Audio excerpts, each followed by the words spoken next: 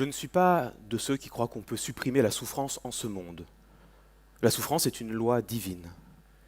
Mais je suis de ceux qui pensent et qui affirment qu'on peut détruire la misère. La misère est une maladie du corps social, comme la lèpre était une maladie du corps humain. La misère peut disparaître, comme la lèpre a disparu. La misère, voulez-vous savoir jusqu'où elle peut aller, jusqu'où elle va? Il y a dans Paris des rues, des maisons, des cloaques, où des familles entières, vivent pêle-mêle, hommes, femmes, enfants, n'ayant pour lit, n'ayant pour couverture, j'ai presque dit pour vêtements, que des monceaux infects de chiffons en fermentation, où des créatures s'enfouissent toutes vivantes pour échapper au froid de l'hiver. Voilà un fait. En voulez-vous d'autres? Ces jours-ci, un malheureux homme de lettres est mort de faim. Mort de faim.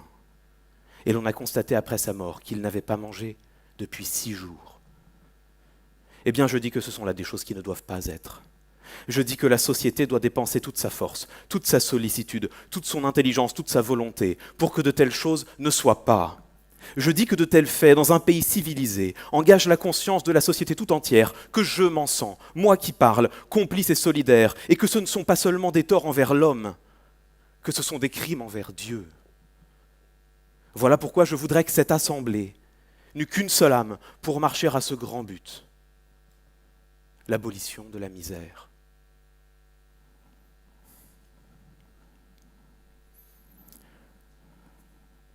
Ces quelques mots ont été prononcés le 9 juillet 1849 à la tribune de l'Assemblée nationale législative par un jeune député qui se nommait Victor Hugo.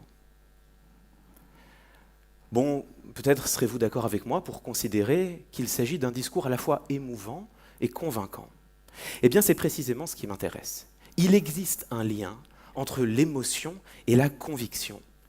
C'est parce que les paroles de Victor Hugo ont le pouvoir de nous émouvoir qu'elles acquièrent la force de nous convaincre. Ce lien est d'ailleurs connu depuis longtemps. Il y a 2500 ans déjà, Aristote considérait que le pathos était une dimension essentielle de ce qu'il appelait la rhétorique. Et aujourd'hui, ce lien entre émotion et conviction est validé par les sciences cognitives et comportementales. Ce qui pose un problème, celui de la manipulation. Car si l'on peut être amené à accepter ce par quoi on a été touché, cela signifie que nos émotions peuvent nous manipuler. C'est ce qui se produit quand un orateur parvient habilement à nous émouvoir avec un discours mensonger, c'est-à-dire un discours qui ne correspond pas à la réalité du monde. Je vous donne un exemple. Août 2002, le vice-président des États-Unis d'Amérique, M. Dick Cheney, effraie la terre entière en déclarant ceci: « Il n'y a désormais plus aucun doute, Saddam Hussein dispose d'armes de destruction massive. » La peur que l'on a ressentie à l'époque était réelle. Elle avait été suscitée par un discours. Mais ce discours reposait sur des faits erronés.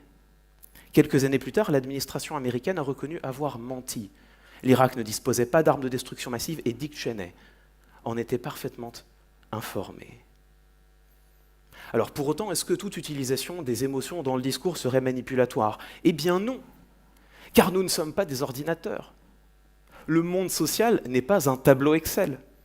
Pour prendre des décisions, nous avons besoin de notre intellect, bien sûr, mais nous avons aussi besoin de nos affects, de nos émotions. Et c'est la raison pour laquelle Victor Hugo a fait le choix d'un discours surchargé de pathos pour évoquer la misère devant ses collègues députés. Des députés qui, pour la majorité d'entre eux, n'avaient jamais connu que l'opulence. Pour eux, la misère, c'était un concept théorique. Si Victor Hugo voulait avoir une chance d'influencer leur vote dans l'hémicycle, il devait d'abord parvenir à changer leur regard sur le monde, et pour cela, il avait besoin de s'adresser à leurs émotions. Si je vous raconte tout cela, c'est parce que ça fait plus de 10 ans que j'étudie l'art de l'argumentation et que je l'enseigne aux citoyens, à tous les citoyens, aux étudiants de Sciences Po comme aux lycéens de Montreuil, aux salariés du privé comme aux militants associatifs, pour leur apprendre à ne pas se laisser manipuler, mais aussi pour leur apprendre à défendre leurs pensées, leur point de vue, de manière efficace, certes, mais aussi de manière éthique. Et alors, qu'est-ce qu'un spécialiste en rhétorique a à dire de l'émotion dans le discours? Eh bien, voyez-vous, classiquement, il existe 3 procédés qui permettent de créer de l'émotion dans le discours. Et on les retrouve justement dans le discours de Victor Hugo. Souvenez-vous, Victor Hugo commençait par assimiler la misère à la lèpre, à une maladie du corps social. Ça n'est pas un hasard. En rhétorique, on appelle ça un travail de métaphorisation. L'utilisation d'une image, d'une comparaison pour véhiculer un message. En l'occurrence, cette comparaison permet à Victor Hugo de susciter une émotion bien précise, le dégoût. Dégoût de la misère, comme nous avions le dégoût de la lèpre. Et ce dégoût provoque chez nous une volonté de passer à l'action, volonté d'éradiquer la misère, comme nous avons eu la volonté d'éradiquer la lèpre. Je vous disais que c'était une utilisation très classique. Téléportons-nous en 2002, pour vous donner un autre exemple. En 2002, à Johannesburg, avait lieu le Sommet de la Terre. Le Sommet de la Terre qui était l'une des premières grandes conférences internationales sur le réchauffement climatique. De la tribune de Johannesburg, le président de la République française, Jacques Chirac, va lancer une figure qui restera célèbre. Notre maison brûle et nous regardons ailleurs. C'était une comparaison. Elle était faite pour susciter des émotions, en l'occurrence la surprise d'abord, et ensuite la colère, la volonté de passer à l'action. Mais revenons à Victor Hugo. Dans la suite de son discours, souvenez-vous, Victor Hugo se lançait dans une longue description pour expliquer tout ce que les familles peuvent faire pour échapper comme elles le peuvent au froid de l'hiver. Cette description n'est pas non plus un hasard. La description est un des moyens de créer de l'émotion chez un auditoire. En l'occurrence, le travail émotionnel de Victor Hugo est très intéressant. Il cherche à susciter de la tristesse. Tristesse qui, chez nous, mène à la honte. Une honte qui mène à la colère. Et c'est cette colère qui nous incite à passer à l'action. Je vous donne un autre exemple, plus dérangeant celui-là.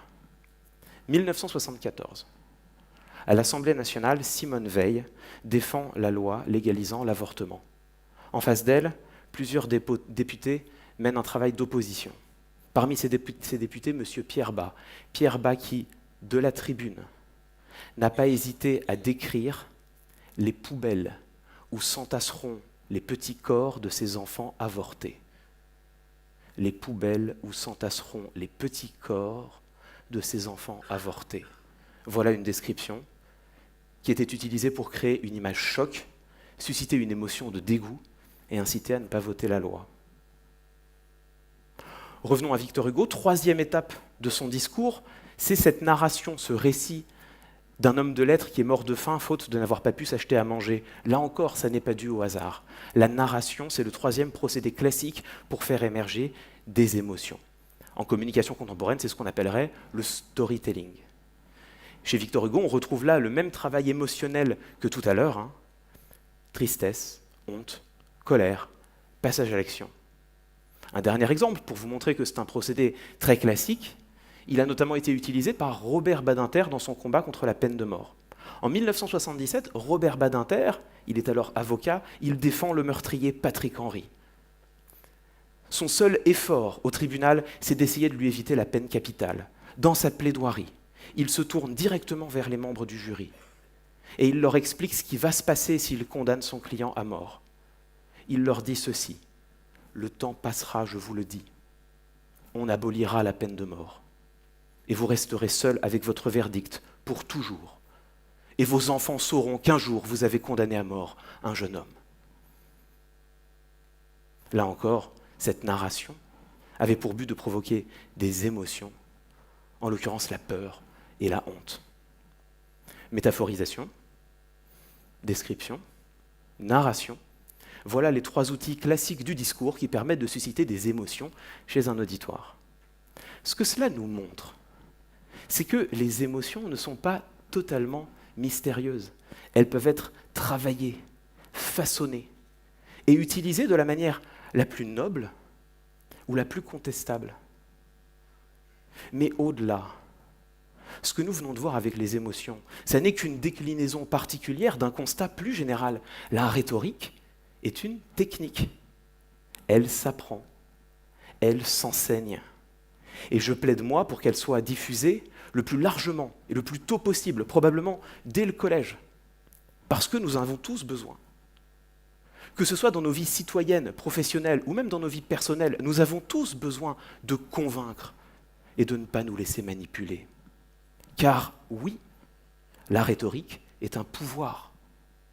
La seule manière de garantir que ce pouvoir sera utilisé équitablement, c'est de s'assurer qu'il soit partagé par tous. Je vous remercie.